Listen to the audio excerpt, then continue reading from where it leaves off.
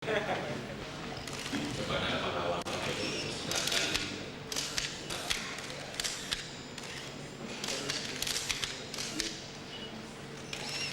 mulai.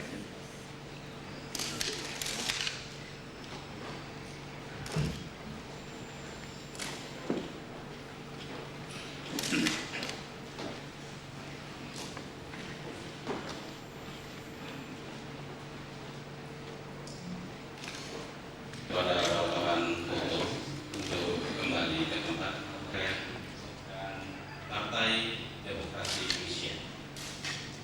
Mengawali bersama secara serta kita akan mendengarkan pembacaan oleh para Sekretaris Jenderal Dewan Pimpinan Pusat.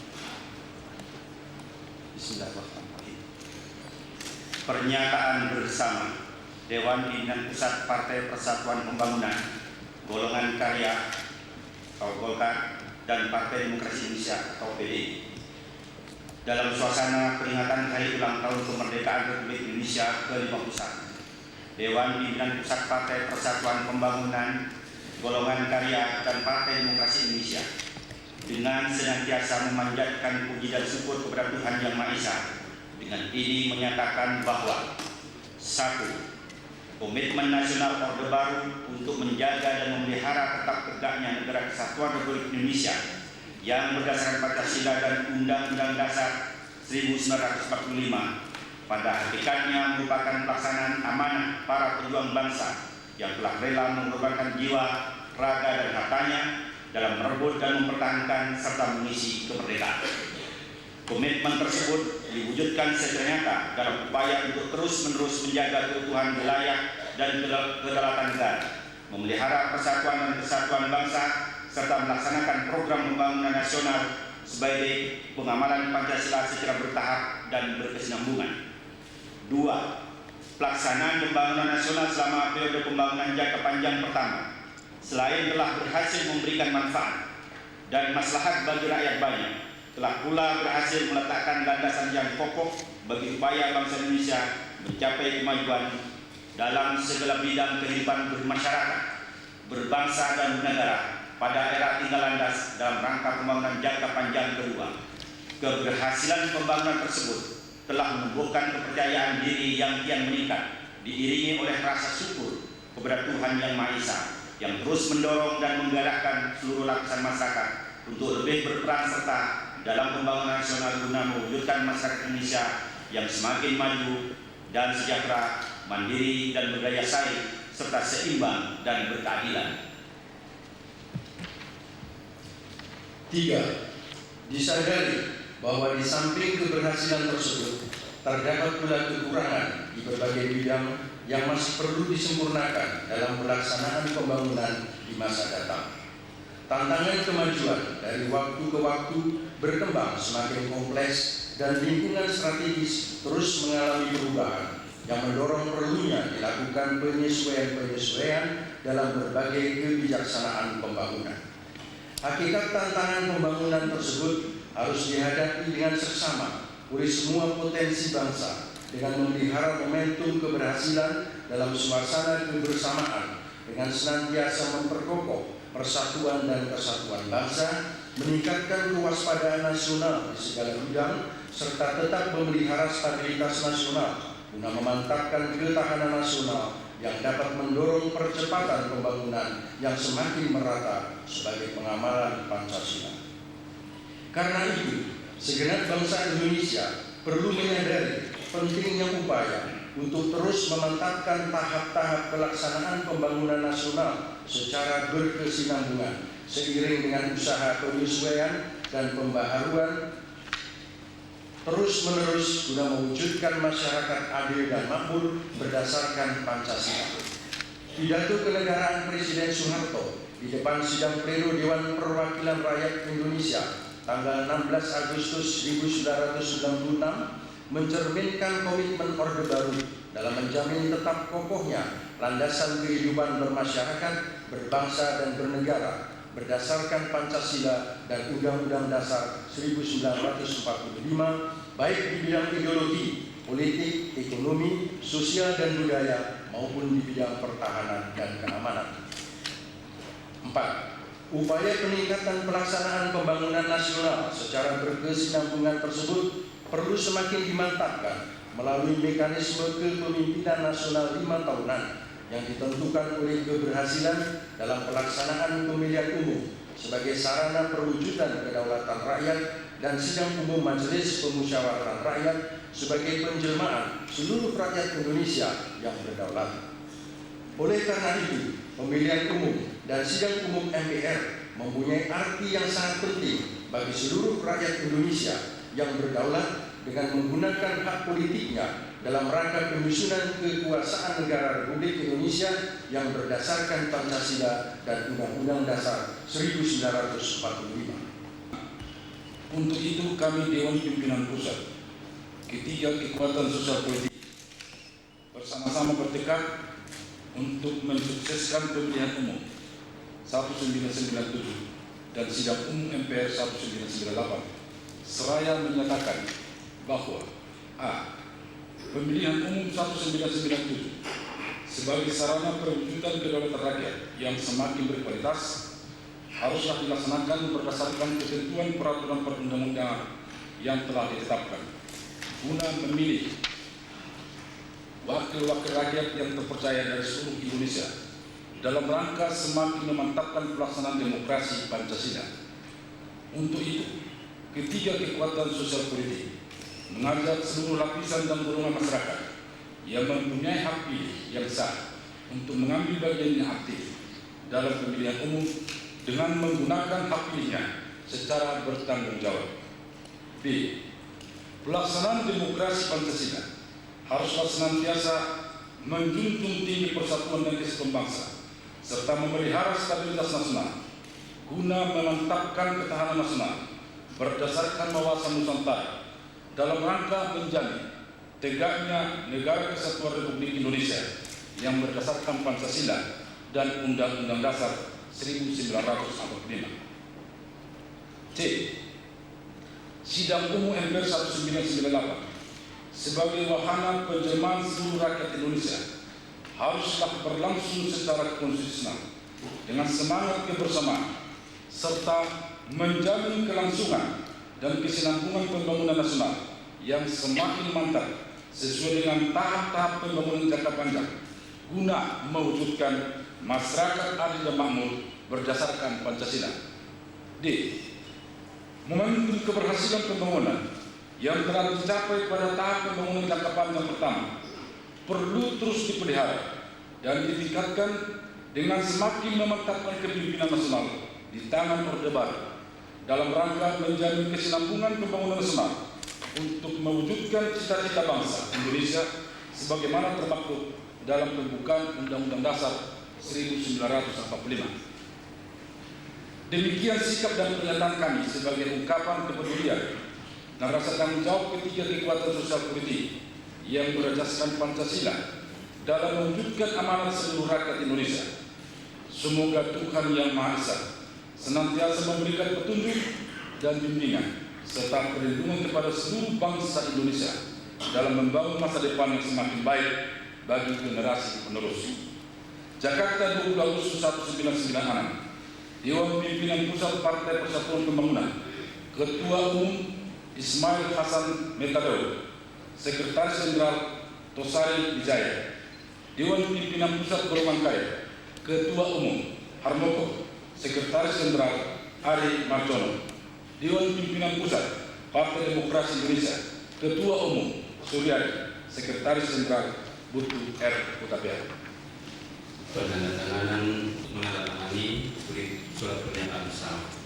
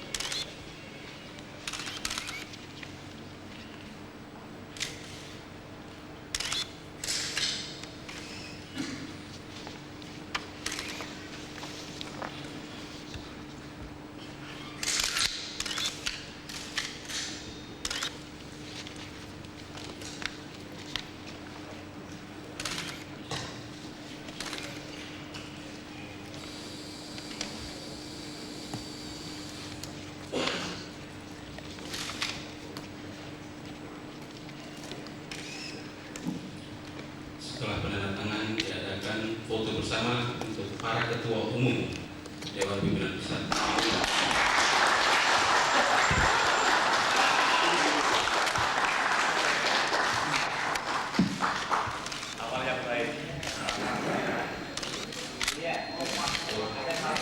Mudah-mudahan baik. Bersama selesai. Udah? Belum? Udah. Selesai. Bersama. Pak Sekjen, dia diganti Pak Sekjen katanya. Silakan Pak Sekjen. Hadirin sekalian,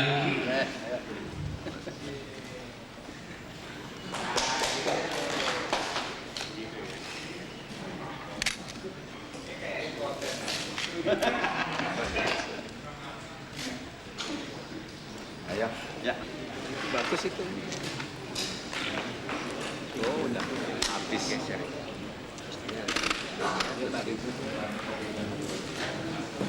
Apa yang tertuang di dalam pernyataan ketiga kekuatan Mosespol, khusus yang menyangkut masalah pelaksanaan pembangunan, bahwa sejak Orde Baru kita telah mampu melaksanakan program-program pembangunan itu sesuai dengan apa yang diamanatkan oleh rakyat, yaitu yang ditetapkan lewat garis-garis besar haluan negara. Nah, sejak perintah pertama, Anda kan melihat sampai pembangunan jangka panjang 25 tahun jangka pertama itu, pertanggungan jawab Presiden Mandataris MPR di dalam melaksanakan GBHN itu telah diterima oleh sidang umum MPR. Dengan demikian, apa yang dilakukan oleh Orde Baru itu sesuai dengan apa yang ditetapkan oleh rakyat. Nah, di sana kita bicara mengenai pertanyaan yang pertama. Yang kedua, menyangkut kepemimpinan nasional yang dinyatakan dalam pernyataan tadi. Kepemimpinan nasional tetap berada di tangan Orde Baru. Pelaksanaannya itu sesuai dengan konstitusi. Kalau kita bicara mengenai Orde Baru adalah tatanan. Nah, kita sepakat bahwa apa yang disebut Orde Baru itu adalah melaksanakan Pancasila dan Undang-Undang Dasar 45 secara murni dan konsekuen. Nah, di sana kita bicara mengenai kepemimpinan nasional di tangan Orde Baru. Nanti terserah kepada MPR, sidang umum MPR. Siapa yang membicarakan di sana adalah fraksi-fraksi hasil daripada pemilihan umum yang akan dilaksanakan pada tanggal 27. Nah, kita alur pikirnya harus sama, cara berpikir. Ini yang pandangan yang ingin saya ungkapkan dari golongan karya menanggapi pertanyaan saudara. Barangkali kemudian silakan. terima kasih.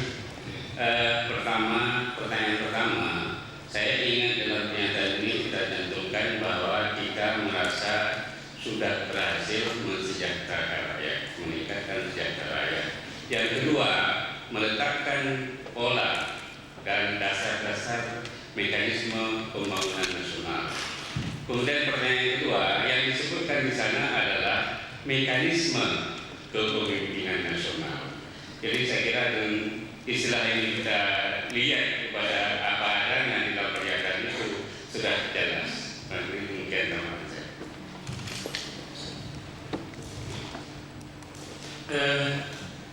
Ya barangkali secara fisik Anda juga menyaksikan bahwa kami bertiga ini dulu waktu tahun 66 juga termasuk yang aktif gitu ya. Saya salah seorang, Pak Moko salah seorang, dia juga salah seorang. Jadi memang komitmen itu secara pribadi pun saya kira juga tertanam. Tetapi kan ini bukan urusan pribadi, urusan kenegaraan. Dan rakyat memang sudah memutuskan yang kayak begitu, jadi kita harus tunduk kepada keputusan rakyat. Nah, berkaitan dengan masalah pimpinan nasional yang akan datang, kalau dari PDI belum membicarakan, tapi kita sepakat bahwa ya berada di tangan Orde Baru itu memang barangkali itulah kesepakatan kita.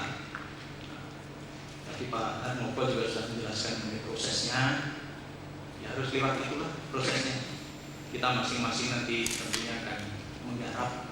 Kalau pada masa yang lalu istilahnya lulus-lulus jago gitu, itu aja.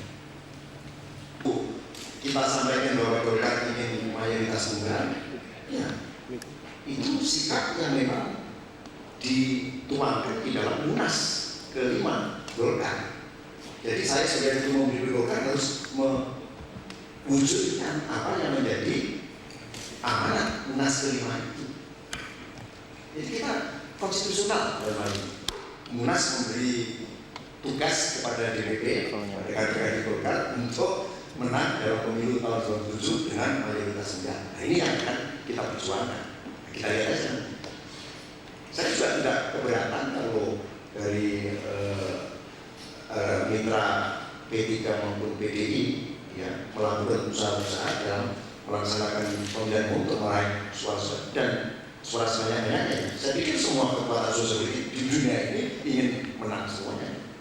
Tapi kita lihat nanti di arena. Kita kan sudah punya kader-kader. Kita silakan kader-kader yang berkualitas mungkin. Mudah-mudahan yang penting kita menjaga ya seperti pernyataan apa yang kita lakukan tadi. Nah, yang kedua,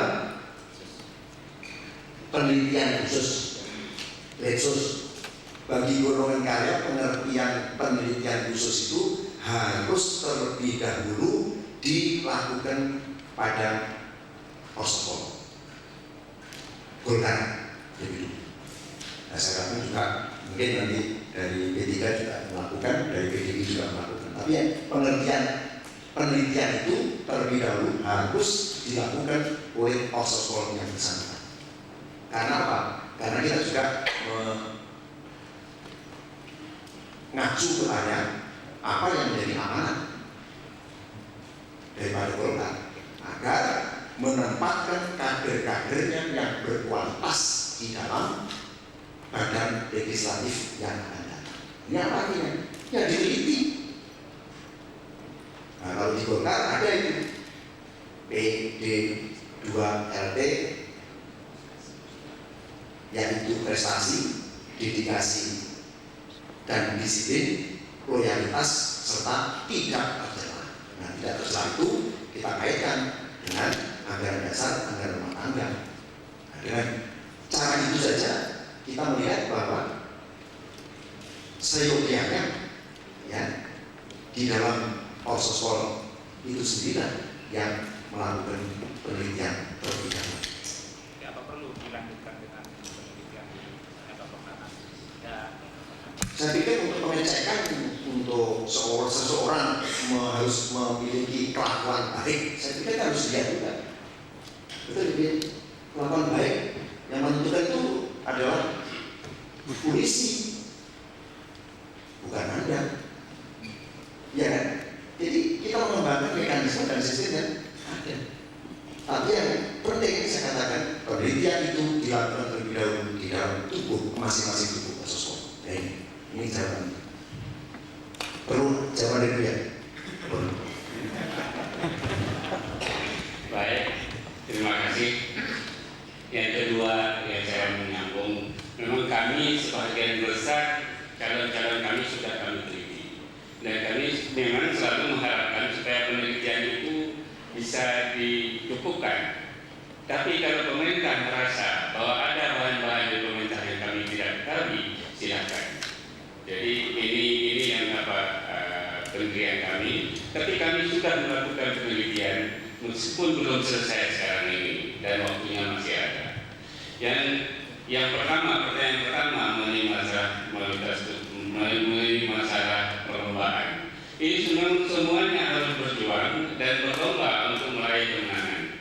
Tapi seperti Pak Harmoko tadi ingin mayoritas tunggal. Nah, kami juga ingin mayoritas sehingga sama-sama berlomba. Karena istilah yang selalu kami pakai itu Pak Sabtu saya berlomba-lomba pada kebaikan. Ya. Untuk mendapat suara yang banyak itu baik, karena itu kami ikut berlomba.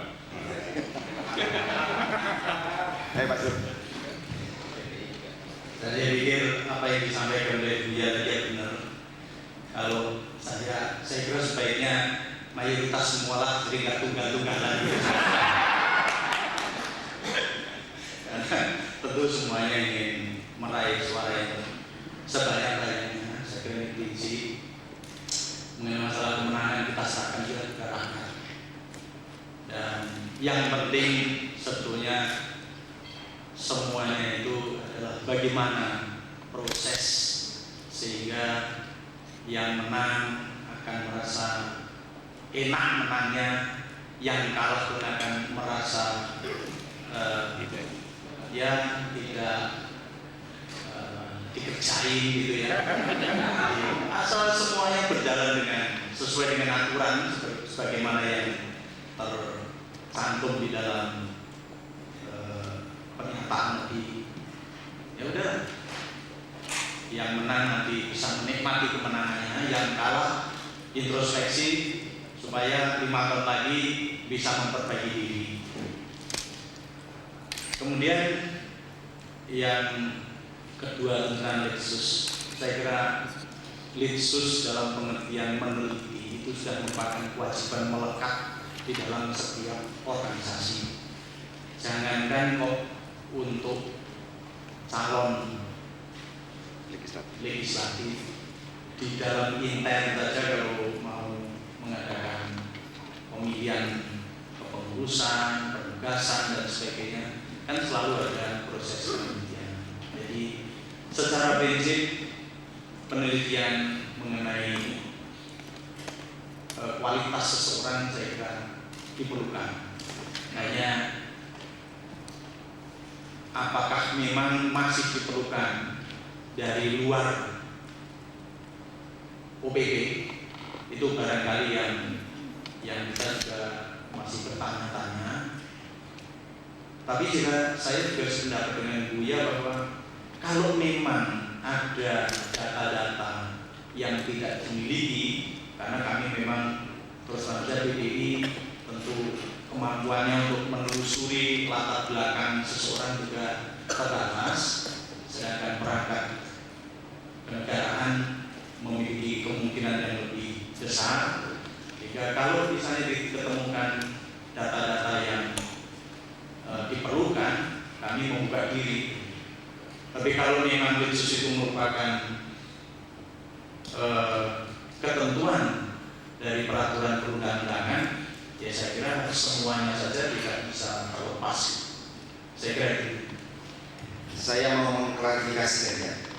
Jadi apa yang dikatakan Pak Surya itu benar. Semua ingin mayoritas, tapi Golkar ingin mayoritas juga.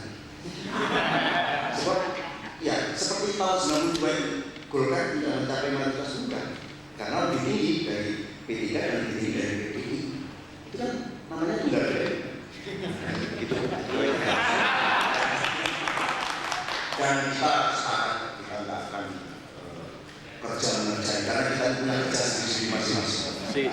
Betul. Ya, demikian.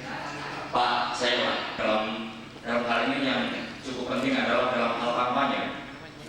Dalam pemilu tahun lalu, pemilu paling rawan melanggar dalam kepada apa yang sudah menjadi konsensus kita di setiap yang terjadi mana kata dan pemikiran itu. Dan saya yakin kita laksanakan untuk itulah kita mengembangkan pemikiran-pemikiran yang konstruktif tadi, pemikiran-pemikiran yang positif tadi. Ini yang bisa. Kemungkinan ada meminta misalnya pemilih groundnya karena kami menjadi permasalahan ini. Ya. Yang pertama kami tidak ada rasa tidak ada. Karena kita menyadari betul bahwa pembangunan yang dilaksanakan oleh Orde Baru ini mencapai apa yang menjadi program yang telah ditetapkan oleh rakyat, termasuk pembangunan di bidang politik. Jadi tidak ada itu rasa seperti yang Anda mengungkapkan tadi. Justru kita menumbuhkan sikap kebersamaan, dan inilah salah satu dari nilai pengamalan Pancasila. Karena nilai Pancasila itu adalah asas kebersamaan, kekeluargaan, kegotong royongan. Ini yang kita kembangkan. Nah kalau ditanya tadi apa latar belakangnya? Latar belakangnya karena kita memiliki sikap yang sama terhadap latar depan. Nah penting itu, karena latar depan itu selain latar belakang kita memiliki juga latar depan kan? Latar depan itu apa? Menyongsong memasuki peringatan proklamasi yang kita masuki tahun 52 ini. Maka Anda baca. Nah, yang kedua adalah latar depan menjelang pemilihan umum dan sidang umum MPR. Di sana yang kami bersikap untuk ikut mensukseskannya. Jadi latar belakang dan latar depan jelas bagi kita. Ya, kemudian prosesnya, kebetulannya kita itu sering jumpa dalam kapasitas baik di eksekutif maupun di legislatif, ya kan, sering jumpa.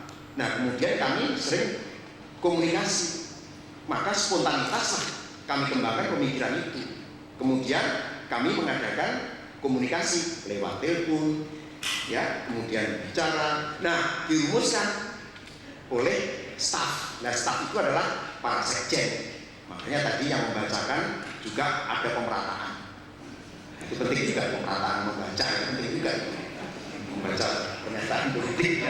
Itu penting karena kita mengacu pada kebersamaan tadi. Jadi yang mempersiapkan ini bung sekjen ini kita serahkan sepenuhnya. Ternyata kita Buya membaca, saya membaca, Bung Suryadi membaca, kok klop dan enak dibaca dan perlu untuk selanjutnya. Maka keluarlah pernyataan yang tadi dibacakan. Fraksi, tapi kalau pimpinan fraksi itu memang DPP, karena menurut anggaran dasar sekarang itu begitu. Sejak anggaran dasar Munas itu gitu. Alasan pergantian itu apa, Pak? Ya, fraksi adalah perpanjangan tangan, khususnya pimpinan dari DPP, sehingga kita perlu adanya jaminan kesatuan pemikiran, kesatuan gerak langkah antara partai dengan yang di lapangan. Pak, apakah ini merupakan proses merekol Mega? Sampai sekarang tidak ada pemikiran. Tapi mereka menolak, Mas Sur. Ya kita lihat. Mereka menolak keputusannya itu bagaimana, Pak? Ya kita sudah ambil keputusan, itu aja yang kita jalani. Nah, karena mereka tidak diajak untuk mengadakan rapat terlebih dahulu. Memang dia bukan DPP, yang diajak rapat memutuskan itu ya DPP. Kalau mereka tetap menolak, bagaimana Pak tindakannya? Ya apa yang akan bisa dilakukan saya nggak tahu. Apakah akan dikenakan tindakan organisatoris? Sampai sekarang kita tuh masih belum berpikir ke sana.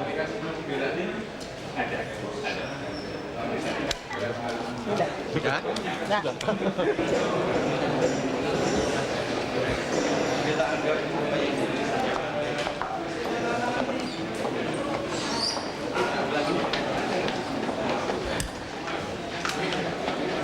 Sorry.